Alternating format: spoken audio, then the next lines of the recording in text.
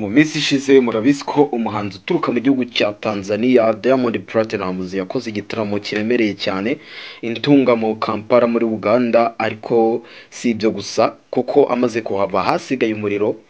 Abahanzi, abanyamakuru n'ibyamamare b'i Kampala bararwana amagambo, intambara y'amagambo iba nyinshi. Turamenya niba ese Diamond Platnumz niwe watumye Uganda ikanguka cyangwa nuko abiwabo batita kubaho. Abiwabo ntibita kubaho, bo ni Abanya-Uganda batita ku Bagande bene wabo. Reka tukubwire uko byagenze, uze wumva amagambo akomeye ya Eddy Kenzo, Sheila Gashumba, Bebe Cool, Big Size na Judith Heard ku by'iki gitaramo cyateje umwiryane Diamond Platnumz yatwikiye hariya muri Uganda. Murabizi ko na Mugisha Benjamin Taiga The Ben nawe yari yakitabiriye, ndetse banaperforminganye indirimbo bafitanye yitwa Why kabisa yakunzwe hano muri East Africa. Kandi subscribe hano kuri NB Izo mutujye tubana no mu bindi biganiro by'ubutaha by'imyidagaduro. Byose byatangiriye ku magambo y'umuhanzi Eddy Kenzo, ubu ngubu akaba ari n'umujyanama mukuru wa Museveni mu bijyanye n'imyidagaduro. Eddy Kenzo yavuze ko atiyumvisha ukuntu Diamond Platnumz yahawe indege ye yihariye, akakirwa na kajugujugu, akanahabwa amafaranga y'umurengera, mu gihe abahanzi bo muri Uganda bo baba batitaweho kandi ari abenegihugu. Mu magambo akomeye cyane Eddy Kenzo yari yatangaje, yaranditse ati Diamond Platnumz yakiriwe nk'umwami, ariko twe abiwacu nta gaciro duhabwa. Icyo ni ikibazo gikomeye cyane mugomba kwibaza mwebwe Bagande bene wacu. Aya niyo magambo yakongeje umuriro ku mbuga nkoranyambaga, abahanzi baragenda barashyaye. Kenzo asaba abategura ibitaramo muri Uganda ko bajya babanza guha agaciro abahanzi bo mu gihugu cyabo mbere yo kwirukira abanyamahanga ngo bari bo bahabwa agaciro. Ntabwo byatinze kuko umuhanzi ukomeye cyane witwa Bebe Cool yahise yivanga muri iyi ntambara. Mu magambo yatangaje yaragize ati amagambo ya Eddy Kenzo ntiyarakwiriye neza na Bebe Cool. Bebe Cool ntabwo yigeze yakira neza y'amagambo. We yavuze ko Eddy Kenzo ari ukwitotomba mu gihe yakabaye yigira ku bikorwa bya Diamond Platnumz. Bebe Cool mu magambo yasubije Eddy Kenzo yaragize ati aho kugira ngo ushinje Diamond Platnumz ibikorwa, kora cyane nawe uzamuke. Ntabwo guhabwa icyubahiro biza ku busabe.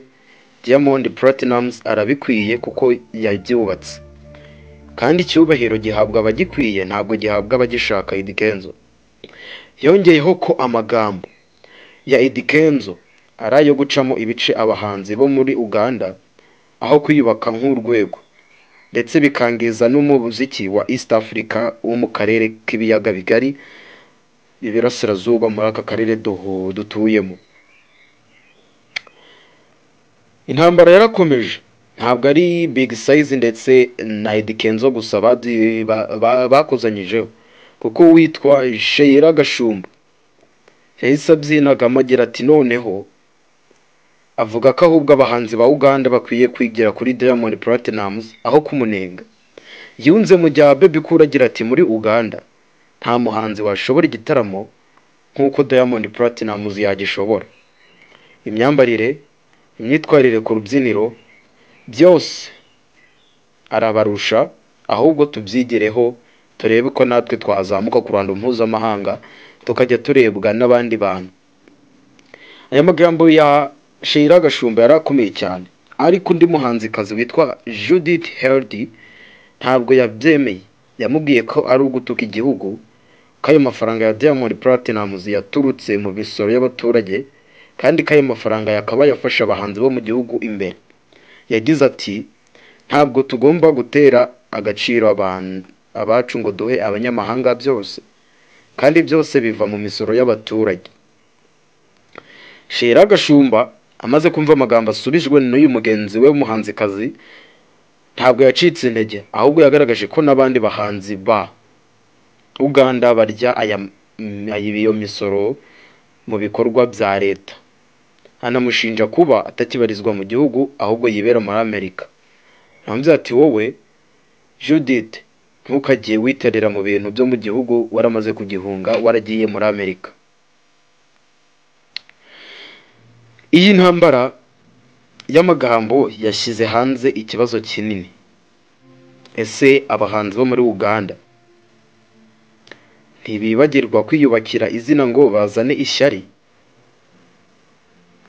Ese igihugu kirengagiza talent yacyo ngo gihabwa abanyamahanga icyubahiro cyose? Ibyo abantu babyakira mu buryo bugiye butandukanye.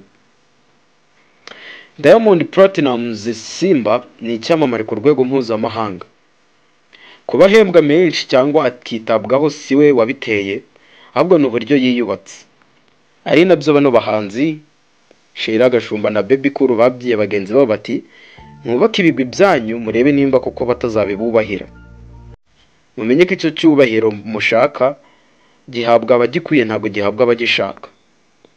None se abahanzi bo mu gihugu cya Uganda bagomba kurwana nabo hanze cyangwa bagomba kwicara hamwe bakubaka urwego rwabo umuziki wo muri Uganda bagafatanya bahana amakorabo aremereye cyane bakazamurana ku rwego?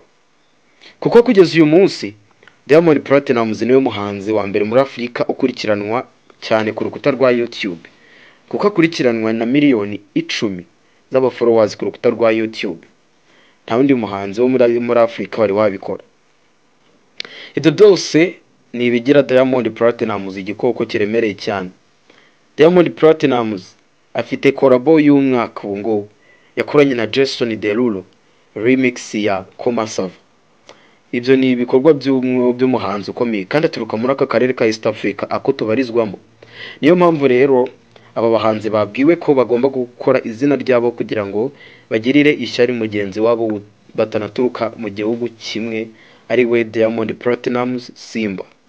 Iki gitaramo ndetse n'iyo ndege ntiyayijemo wenyine Diamond kuko yazanye na The Ben muri iyo ndege. Ibyabaye muri Uganda biratwigisha byinshi. Guhangana ntibivamo ibisubizo, kwiyubaka, gukorera hamwe no gufasha ibyacu bigomba kuza mbere y'amagambo n'amakimbirane.